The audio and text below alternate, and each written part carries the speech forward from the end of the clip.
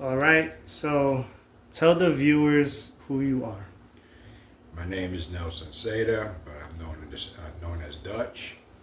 Uh, I'm a social worker in Indiana, originally from the Bronx, though.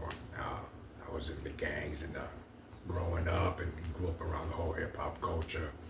I try to share my experiences now with youth that I work with and with some of the families that I work with. Now, I got a list of questions for you, but I want you to organically tell your story and upbringing growing up into the gangs, hip hop, and even your jail experience. Um, I grew up, both my parents were in the house. We grew up as Catholics. My parents were, me, my brother, and my sister. I'm the oldest of three. Uh, there was a time when, yeah, we were struggling, we were poor, but it's weird. We didn't know we were poor because everybody else around us was the same way. So you don't know you're poor, you just accept that as normal.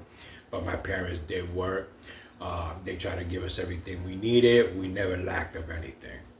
As I got older, my mother and my father separated, and I guess I didn't have nobody in the house to keep me in check because I was the oldest. Uh, I started going when I went to junior high school. The whole hip hop thing, graffiti thing, was starting to come up. About I started meeting a bunch of graffiti artists in my junior high school. Uh, Started doing graffiti, started smoking the cigarettes in the bathroom and all that type of stuff. That eventually carried over into high school. By the time I got to high school, hip hop now was in its early infancy stages. There was a lot of gangs in New York City. I particularly went to a high school called James Monroe High School, which was located in Bronx by the Bronx River Projects.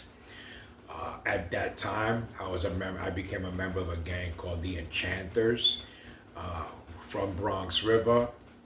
There was also the Black Spades, the Peacemakers, and I did that for a while. We used to mess around with other gangs called the Flying Dutchman, uh, little crews and stuff like that. Eventually, one day there was a truce called, and all the gangs was to meet at James Monroe football field, and that was the birth. You had all the gangs there with representatives, and that was the birth of what became known as that day, the Bronx River Organization, which years later changed different names because it had the name Bronx River Organization. The actual Bronx River Organization, which was the community organization in Bronx River, didn't want us using that name because they didn't want to be associated with the gangs. So it became the organization, then it changed to the Zulu Nation, Mighty Zulu Nation, Universal Zulu Nation. Uh, I used to be a battle rapper, I used to be a dancer. A lot of that played into everything that I did as I got older. Uh, I went to the military. I actually left the Zulus and all that. Had a wife, had a kid. Went to the military. I came home on a leave from Europe, and I was approached by a friend of mine to let's go do a stick up. So apparently it was an illegals numbers place. The girl, it was in the neighborhood, and it was a girl's parents that ran the spot. We didn't like the girl because she thought she was a snob and she wanted to be better than everybody. So that was part of the reason that motivated us to do it. I obviously got caught. I was given 2 to 6 years for armed robbery, possession of a firearm, kidnapping, forcible death with a deadly weapon. What saved me from doing 8.5, 15 to 6 years was because I was actually on leave in the military, and prior to that, I had no adult record. I done stuff when I was younger, but that gets sealed. They can't use it against you when you get older. Uh, I came out of prison. It was hard to find a job. I became a stay-at-home dad. I went through many years homeless and struggling. Couldn't find a job. Uh, when they come home from prison, a lot of people don't trust you because they see who you were, and they think you're going to still be doing that.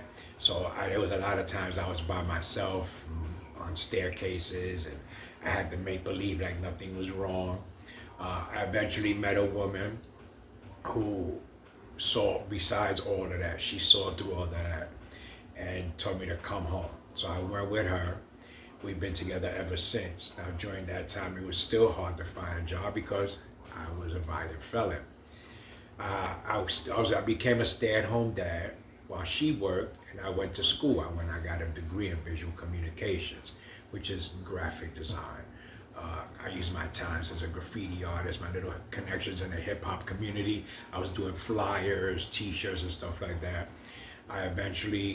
There was a program in the neighborhood, after school program. One of the girls on our block, who was friends with, the family, asked me if I was still doing the graphic design thing. I said, yeah, sure. So she mentioned about how after the program where she worked at, which was in the neighborhood, the director was looking for somebody to design the t-shirts for the summer camp. So I went to the school, took my portfolio, and at the time I didn't know it, but I met a man who I thought was just the director of the program. It turned out it was a man named Joseph Oompa, who was a very key figure when it came to intrusives in the Bronx and a basic. If it wasn't for that, a lot of other stuff that happened after that, for instance, the Zulu Nation, that would have never have happened because the gangs was killing each other. So he played a very influential part in that, but at the time I didn't know it was him. He ended up giving me a job. I worked my way up from a free volunteer, and then worked my way to group leader, team leader. He trusted me enough and saw something in me where he gave me my own site. I started working with youth and families. It's been almost 26 years now. In 2000, I say about 2012, I started implementing hip hop themed after school programs because I brought that with me anyway. I was teaching in the beginning. I used to teach kids graffiti art and stuff like that. And what I did is I took STEM requirements and transferred them over, but we could use the hip hop elements as a method of teaching. Kids don't go to after school because the last thing they want to do is stay in school. They're in school all day. They don't want to be reminded about homework and tutoring and all that. So we had to find creative ways to keep them keep them safe, but still give them an education. And to this day, it's what I do. I'm a social worker. 2020, I went back to college, got my degree in a bachelor's in social work. I love what I do, and right now I mentor youth. I have a lot of clients who are males who come out of prison. I have clients that are females on probation, trying to do the right thing, and sometimes they feel like they can't. And that's not true. There's always a will. There's a way. Amen. I got a bunch of questions pertaining more to the past of the hip hop days, the gang days mainly, because I know that this video will help people who, like you said, they probably doubt their chances of rehabilitation, of applying themselves in different aspects of life. Mm-hmm. For historical documentation, back then in the 1970s, when you were with your friends in the Bronx, people even who weren't your friends, associates, mm-hmm. People in the neighborhood, did you feel like you were creating a global movement, or did it just feel like a way to survive and have fun? I think, as kids, you don't think about a global movement. We obviously had no idea the impact hip hop was going to make, the lives it could touch, the people it saved. Because in reality, hip hop saved a lot of people in my generation. If it wasn't for that, we'd be dead. Okay? It helped calm down a lot of the tensions in the streets. And like I said, when I was growing up, you didn't think about it. It was just having fun, trying to impress the girls, and just being with people that you felt comfortable, people that you felt were family. And at that time, it was the gangs. That's what it was, and it was part of survival too. Because if you weren't part of a family, street family, you would get picked on, abused, and taken advantage of. So sometimes you had to do that just to survive. You have to walk through certain neighborhoods. You're either sheep or you're a wolf. Pick one. And I believe that still exists in a lot of Oh, major definitely. cities from the West Coast all the way to the East Coast. Definitely. Do you remember the first time you saw a graffiti burner or heard a breakbeat, or the first jam you went to? To be honest, the first time that I said, I was in the 7th grade. My junior high school had just taken to letting DJs play music in the cafeteria while kids eat. So it was the first day. Now, mind you, I'm in the 7th grade. I didn't know really nothing, and the first thing I walked into is to a song, "Doing It in the Park." Okay, when I walked in that cafeteria, I had "Doing It in the Park," "Doing It After Dark." I was like, whoa, wait a minute, what's that? You know what I'm saying? My friends were graffiti artists. I hung out with a guy named D3 and Edgar 125. I hung out with another guy named Willie who wrote Monza. It was through him that I met Shy, may he rest in peace. You know what I'm saying? That was from hanging out in Bronx River because we used to be all, Bronx River, junior high, it's all the same area. So you're hanging out in their house. These are the people that is in their house. But at that time, we had no idea that it was going to be what it is, the worldwide impact that it makes, and the life-saving potential that it has now. When you did join the Enchanters, I know you said the reality part of it is survival, part of it is being a young adolescent. But what were you looking for? Was it protection, family, or something else entirely? I think it was just something else entirely. We all went to the same high school, so part of it was to feel like high school and middle school are very identity parts of your life. For instance, like when you're in middle school, it's very hard because you don't no longer consider yourself a child. I'm a teenager now, you know what I'm saying? So you think you're grown. And it's all trying to figure out who you are, where you belong. When you get to high school, it's even worse. Because high school now, you got all these little cliques. You got, oh, those are the cool kids, or those are the real smart kids, you know what I'm saying? Which group? And I just happened to click to guys that were in the Enchanters. And at that time, it was just a family thing. If stuff happens, we didn't go looking for it, but it comes with the territory. You know what I'm saying? It is what it is. Don't put on the roller skates if you ain't trying to, you're not going to go downhill. Basically, that's what it comes down to. When you were in those days, because you were young and a lot was going on in the world, who was the person you trusted most in those years, and what did loyalty mean to you back then? That one, you would think you would trust your family because they're there regardless, okay? But because I was doing so much things that my family didn't know about, can't tell them, you know what I'm saying? So in reality, the gang I was in, those were my go-tos. The guys I grew up with in the neighborhood, some of them weren't gang banging, but we grew up in the neighborhood. We went to the same school. We still hung out together every day. And those are the ones that saw you at your best, your worst, when you were up, when you were down. Because there's things you could tell them. You can't tell you know what I'm saying? I couldn't tell my mother, oh, by the way, I got into a gang fight at this. No, you know what I'm saying? Those are the people, if a girl broke your heart, you know what I'm saying? If I couldn't tell my father, I would tell, talk to them because they know the girl. They know what happened. So a lot of times it became the people that your peers are the ones that you trust the most. But also keep in mind, peers can also be the ones that betray you as well. And that's happened many times as well. I know Grandpa Nelson, you said, was in the gang, Yes. Egyptian Crowns. Yes.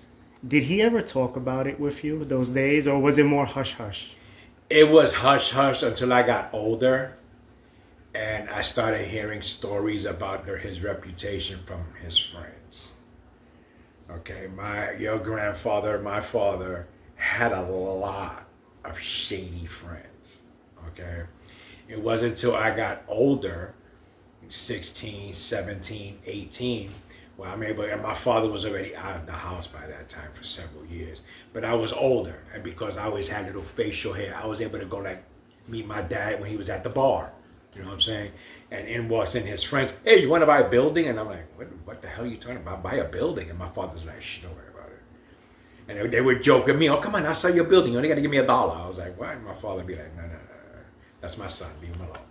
And yeah, a lot of them were shady characters. My grandmother, may she rest in peace, I had no idea growing up. Her boyfriend was a guy named Charlie. We lived in a neighborhood at that time that had, it was still predominantly Italians and Jewish. So her boyfriend, there was a restaurant on the corner.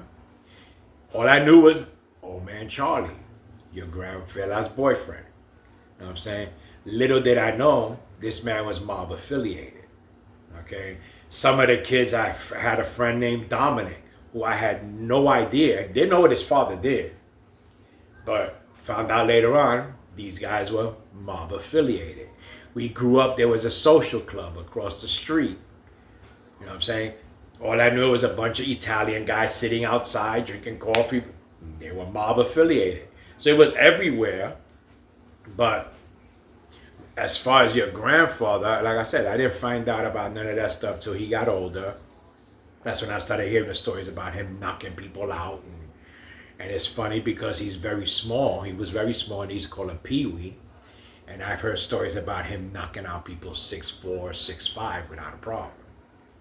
Yeah, he looked like Woody Allen. It was about maybe 5'7" with shoes on. It's interesting as you're sharing, this history, because a lot of people speak in those days of New York being like the Warriors film, and even what you're mentioning makes it also reminds you of the Italian community, that it was also like a Bronx Tale at the same time. Yes. And it's crazy because like when you're kids, we used to travel everywhere, but you had to be very careful and very mindful of where you're going. Okay? Because just because people didn't wear colors, the sleeves, doesn't mean they weren't gang affiliated. Okay? I remember one time we went to an area called Westchester Square. Okay? And we were just riding bikes looking for some good pizza. And a friend of mine told me about a pizza shop because his mother worked at a hospital in the area called Albert Einstein. So we went over there by East Tremont, Westchester Square to look for a pizza shop. Found out we were in the middle of Golden Guinea territory, who don't take kindly to spics and niggers in their neighborhood because they think you're looking for something. There was a time me and my friends, we decided we were bored one day. We went to Chinatown, right on Canal Street. And what happened? We got jumped by the Hong Kong kids. And then when you go to the police, what are they going to do? Because a lot of them is getting paid off by the flying dragons, the ghost shadows. So any person you see was a possible gang member. Okay? You walk through the Bronx, any block you walk through, Savage Skulls, Savage Nomads. I mean, there was gangs, the Cypress Bachelors, Imperial, there was gangs everywhere. You know what I'm saying? That brings me into my next question, because a lot of people, even though you and I have different worldviews, right? Yes. Like I'm a Christian now, I still can appreciate the historical accuracy of things. And there's a lot of people who I believe that they have racism towards Latinos, Yes. who are African American, and they say Puerto Ricans had nothing to do with the creation of hip hop. You were literally living in it. Yes. Not only were a lot of the gangs Puerto Rican, and it's mainly Puerto Ricans. There were white boys there. I know that there were other Latinos, but it was mainly blacks and Puerto Ricans. Yes. Can you talk on the involvement of Boricuas, not only in the gangs, but in the creation of hip hop, and your firsthand eyewitness accounts of that? Because for historical accuracy, it's relevant. Yeah. Charlie Chase, AZ, Noriega. Noriega's half Puerto Rican, who never claimed his Puerto Rican side of his family until his father died. Hence the birth of reggaeton in New York, when he got teamed up with Daddy Yankee. We've always been there. Okay, like I said, I started when I was doing graffiti and breakdancing when I was in the 7th and 8th grade. So yeah, I'm Puerto Rican. I was there. I know. A lot of dancers, just by the fact you have the other organization, TBB, the Bronx Boys. they're 90% Puerto Rican. And they were all from East Tremont, 183rd Street, and was at every hip hop event. They were there dancing. You know what I'm saying? I had a friend named Carlos. Carlos looked black by all definition. Carlos was Cuban. You know what I'm saying? We were always there. I think you make a good point with that because there are many Afro Latinos. Of course. In New York City yes, who are Panamanian, exactly. who are from other Caribbean islands as well. And people don't know it unless they talk to them. No, and you could actually Google Latino pioneers in hip hop, and the list is long. The Fat Boys, Prince Marky D, is Puerto Rican. You know what I'm saying? And there's countless others. I think Whip, Puerto Rican. I can't think of his name right now. If you really look it up, there are so many of them. Right? The early pioneers were either Cuban, Dominican, Puerto Rican, or a mixture of both. Yeah. Okay? We've been there. Rocksteady crew, Puerto Ricans. Yeah. Okay? The New York City Breakers, Puerto Ricans. Look at the movie Beach Street. They're all up in there. And that was in the beginning of hip hop. Puerto Ricans. Okay? So I don't, I try not to pay mind to that. Yeah. You know what I'm saying? People always try to put labels on everything. It was all, hip hop started South Bronx. Yeah, it was a class. If you were in the South Bronx, growing up at that time, you were part of the hip hop movement. Mm-hmm. Period. Now, from your experience beyond the school cafeteria, DJs playing, which is different. They didn't have that for me growing up. Yeah. I know that a lot of the rap crews formed with that, and they would perform at the park jams, and they would be at house parties and stuff. Yes. When you personally went to some of the first park jams you went to, or parties in the 70s that people may or may not know information-wise, Okay. what's some of the stuff that was happening aside from the obvious of records being scratched, people rapping, and people b-boying? Okay, I remember one time I went to a Disco King Mario, may rest in peace, in a park called Rosedale Park. Okay, that was the actual first hip hop jam that I went to. It was huge. Okay, because you had guys who through hip hop were brought together. Okay, a lot of the fighting that was done before that kind of like ceased, and what happened was you had these same guys that were trying to literally shoot each other and stab each other last week. Now this week, they're still battling, but it's as different rap crews or different dance crews. So at the end of the day, everybody goes home alive. Okay? You would see people that you hadn't seen in years. It was the type of thing that you had to be there. You could just be walking down anywhere in the street. You'll hear music. And the first thing that comes to your mind, there's a jam somewhere. We got to go. You know what I'm saying? And you just follow the music so you get to, and you see the people. And it always brought people together, regardless. There was a thing too, when you were at these places at that time. Anything that you got going on stays outside the gate. Like beef. Yeah, any kind of beef you had, that was not the place for that. You would take that someplace else. Because this was all about family. It was a type of thing that where moms, dads, there was no drinking and smoking in the street like they got now. Weed is legal. There was no such thing as that. And you have moms who would come with their little chairs and put the chairs out there. The kids would play because it was in a park. So you got mom dancing to music in the chair, grandma sitting there. It used to bring families together, bring people together. I used to see people that I hadn't seen in years. It brings people together. It brought communities together. It brought an opportunity for community resources as it developed for community resources to get involved. Okay? Whereas now when you go to hip hop jams, you have actual community organizations have tables set up because a lot of community doesn't know what they have available in the community. When I used to be involved with it, we did it as a venue for everybody. You know what I'm saying? It was different. It just felt that nobody was doing it for money because there was no money. Everybody just did it for the love of the music and just being around other people. DJs would learn new skills. When Flash would come out there and start DJing and the cutting the records, then you got another one. Well, I'm gonna top that. I'm gonna do it with my elbow, and that's when the beatbox started. It was amazing. It's something that I'm glad I was there, because in reality, you will never see it again. It has been watered down. Now the young artists do not give any respect to that. And they fail to realize that it wasn't for all those pioneers in the parks who lugged those crates of albums and all that all over the Bronx, they wouldn't have a career right now. That brings me to a question. I didn't write it, but I think it's relevant with your experience at the park jams and understanding the rap business.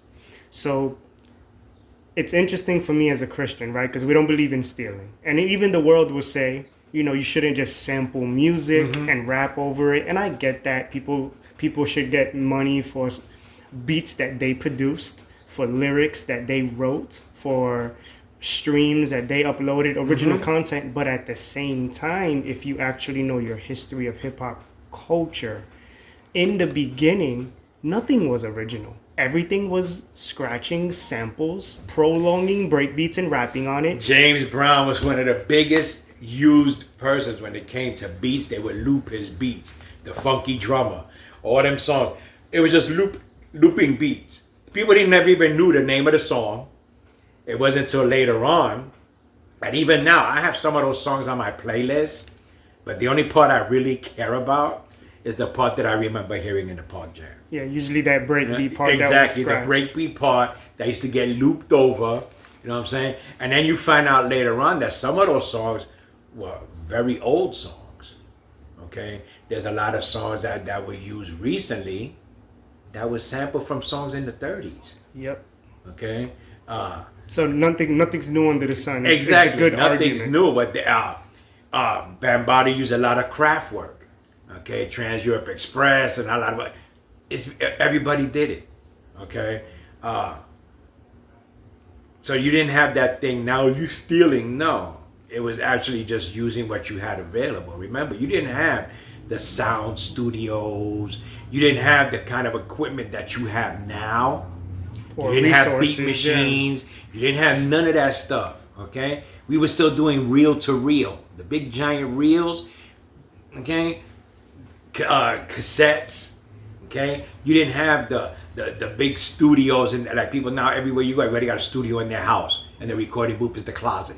Nobody did that. Nobody had that because we were still learning, still developing. We had no idea what we were doing, but we were liking what we were doing, and people were just trying to find new ways to take other stuff that they heard and incorporate it. Yeah, just creative ingenuity. Exactly. That's how I look at it. Exactly. My next question is, because we have so much things in common with our history, and it's rare because a lot of people are just rappers, or they're just a dancer, or they're just, but you and I did everything, it was common for your generation, but for mine it's not. As a millennial, what were your experiences going to like the writer's bench at 3rd Avenue and other stuff? Specifically the graffiti lifestyle, because that's a whole world in itself. Yes, different totally world. Same way of dancing is a different world. The writer's bench, I was crazy. In the beginning, it was very few people. Then I started hearing about it. Like I said, I had a lot of friends that were graffiti artists. And they'd be like, oh, we're going to go to the writer's bench. And I'm like, what the hell is the writer's bench? What are you talking about? And we would get on the train, 149th Street. Grand Concourse, showing up as the bench at the end of the platform, and it became a meeting spot for all graffiti artists. And we all take our black book with all your work in it, and it was cool because you got to see other people's work, but it also kept you on point for your work. You know what I'm saying? Because you don't want to show trash when you went out there. You want people to be like, yo, that's kind of fly. I like that. You know what I'm saying? And that's how different styles develop. Okay, because the one thing about graffiti that I like about graffiti is it's different than rapping and different than dancing, because a lot of times in dancing you're basically taking the same move. You're taking the windmill, you're doing whatever. It's just the same move, everybody's using it. Okay, in rapping you have different genres. Gangster rap, you're not the only person doing it, there's other people doing it.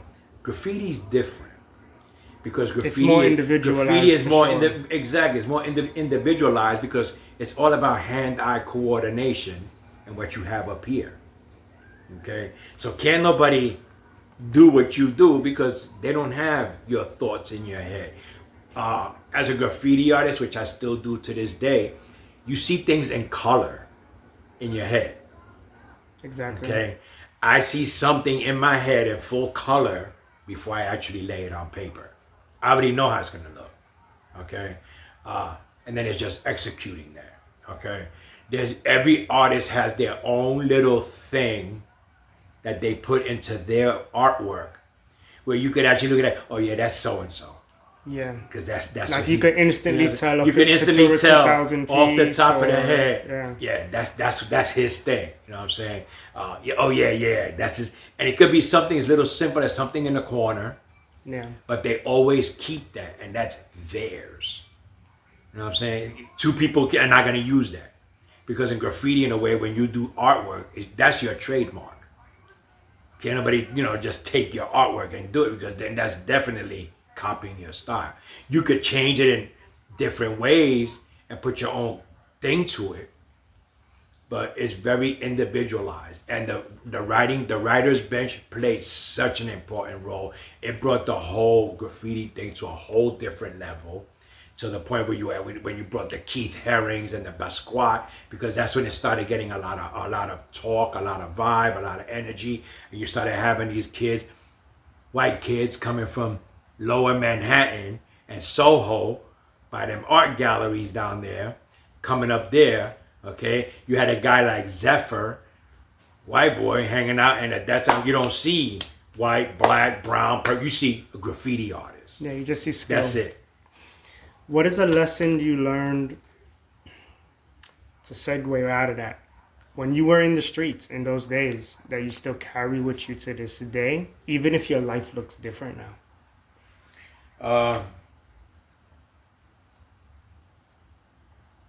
Be grateful for everything you have. You can lose it so quickly. Sometimes I seem to be very guarded and not trusting, but that's because when you're in the street, you can't just trust anybody. Everybody has ulterior motives and everybody's Mr. Nice Guy, but they're holding a knife behind their back. Okay? And the most important thing that I've learned that now, if you could survive with nothing, you'll be awesome once you have the tools in place to get what you want. And no matter how bad it gets, it does get better. It doesn't rain forever. Okay? I spent many nights sleeping on staircases, many nights sleeping on the train, in the park. I've had family tell me, no, you can't stay here. I could have easily became a heroin addict, drug addict, and I refused to do that. Instead, yeah, I hit the bottom of that barrel, but then that's when you prove, do I really got what it takes? And you only got two choices. Lay at the bottom of the barrel, or say enough is enough, crawl your ass out of that barrel and rise like a phoenix. You know what I'm saying? But never forget where you came from. That's why I think with social work, it works for me because a lot of these people are in the situation that I was in. You know what I'm saying? And when I tell them I know how you feel, they know that I genuinely know how they feel.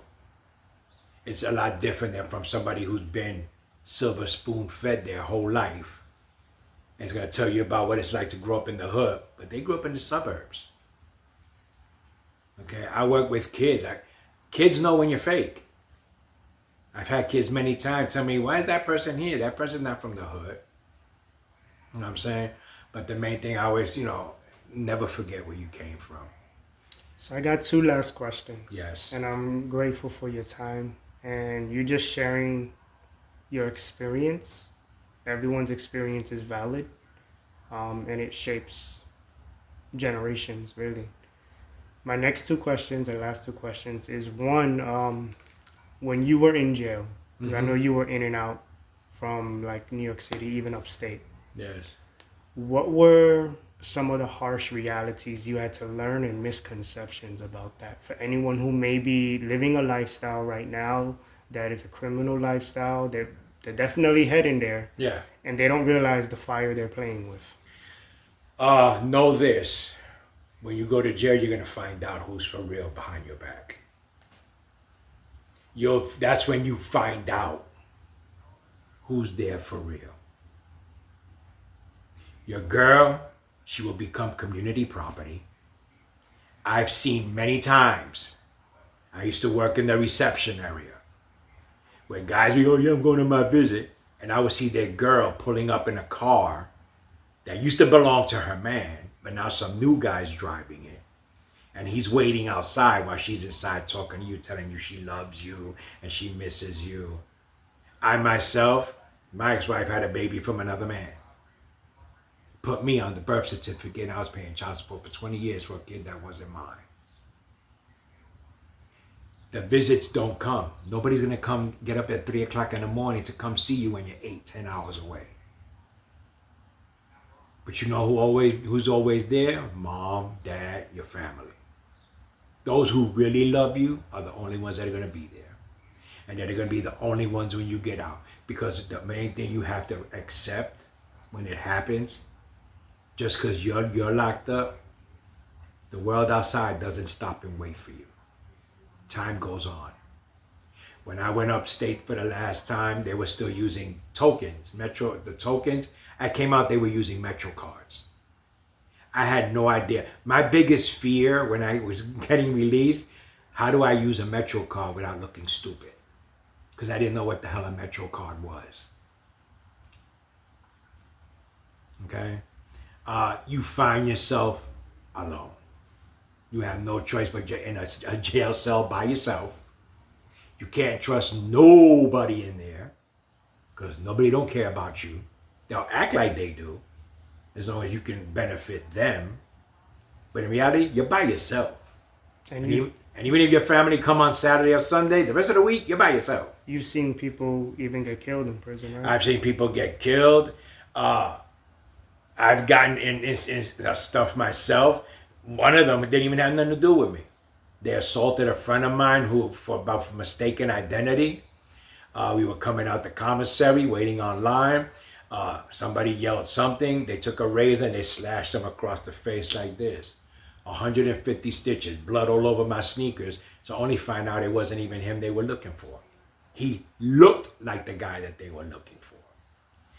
When I was in Sing Sing, there was a big thing with the Dominicans against the Puerto Ricans and the blacks.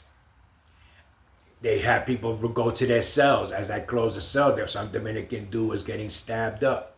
Stopped in front of my cell, my gate, my cell, and talking about, let me in, let me in. I had to close that because I'm not getting in the middle of that. Yeah. And he basically died in front of my cell.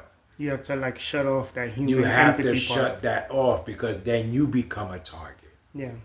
Okay? I only had a couple of fights and there was minor stuff.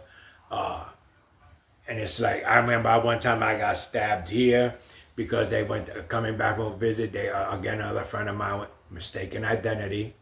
And I tried to pull the guy off him and I inadvertently caught a shank right here. If it wasn't because it deflected off my rib cage, it would have punctured my lung. And I was just coming back from a visit, minding my business. Okay? I've been down that road. When you're in the street, you feel invincible. When you go in there, you're alone. Ain't nobody in your set with you. Ain't nobody in there to protect you. And all the dirt you do in the street follows you in there. So whatever beef you have with other people out there, the second you in there with them, you're done. Because now you're by yourself and you got to deal with that every day. I appreciate you sharing your story. So this last question, it's a simple question, it's a deep question, but how do you think your experiences shaped the way you raised me or the man you became? I think the way I'll answer it in two parts. The first part with how I raised you and your brothers. I wanted you guys to be independent, but you also know I didn't hide nothing from you guys. I wanted you to be very knowledgeable of what goes on the minute you walk out that front door. Okay? I didn't want you to be victims to other people's nonsense. You guys know I've never hid anything from you. You guys know that. Yeah, I was in prison. I don't know if you remember when you were little, when the police came in the hotel in Florida. I remember, yeah. And they had helicopters surrounding the hotel, had me looking like I was America's Most Wanted. They took me out of there in my underwear and a wife beater. Okay, so I'm sure you remember that. Your mother used to bring you to see me when you were a baby in Bronx House of Detention. You know what I'm saying? I never hid that stuff because it's part of who I am. Okay? But I didn't want you to fall victim to it the same way. You know what I'm saying? I wanted you guys to be independent, find who you were, and then go that route. Don't do the route that I did. You know what I'm saying? I didn't have it. My father wasn't there. I had no big brothers. So my big brother and my go-to was the street, as I said earlier. Okay? As far as the man that I become now, even though I've been through a lot of stuff, I'm not proud of a lot of stuff. I'm proud of who I am. Because despite all the stuff that's happened to me, I'm still standing. I'm still here. And I'm doing way better than a lot of people expected. Nobody would ever thought that I would have working in the same field for 26 going on 27 years. Nobody thought that I would ever work with youth and families. Because I was out of my damn mind myself. Okay? Nobody ever thought I was going to go to college and get a degree while working a full-time job and doing an internship at my age. And I'm still standing. I'm still here. I do not, even to this day, I do not hide who I am. I go to work. My tattoos is out there. I still wear my beads sometimes to work because I'm still part of the Zulus. I still part of TBB. You know what I'm saying? But I keep real with who I am. And as long as you keep real with who you are, you don't lose touch of who you are either. Okay? People can't talk bad about you because there's nothing bad to say. You've totally changed who I'm not the same person I was 20 when I went to prison. Exactly. To me, that was a whole lifetime ago. And that time I've raised children, got grandchildren, got great-grandchildren. Okay? We got 2 apartments. You know, we got here, your mama in the Bronx, got a car, 2 years old. I'm not rich monetarily, but I'm rich as far as my family, who I am, and I know where I want to go. And that's all, that's all we can do.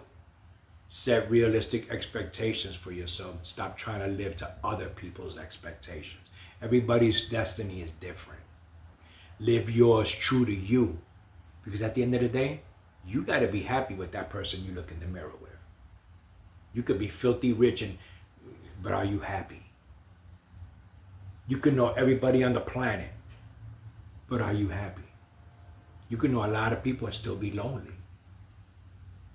Be real with who you are, because at the end of the day, that's all you have is you.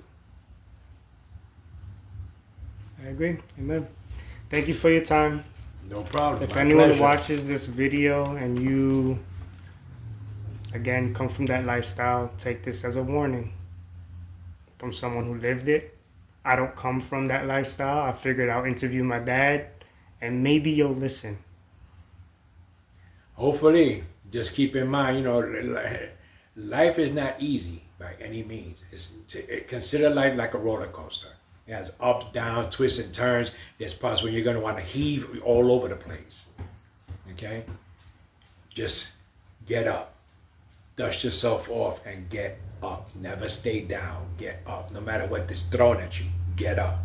Eat it, spit it out, and just say, what's next? Eventually, you'll be where you want to be.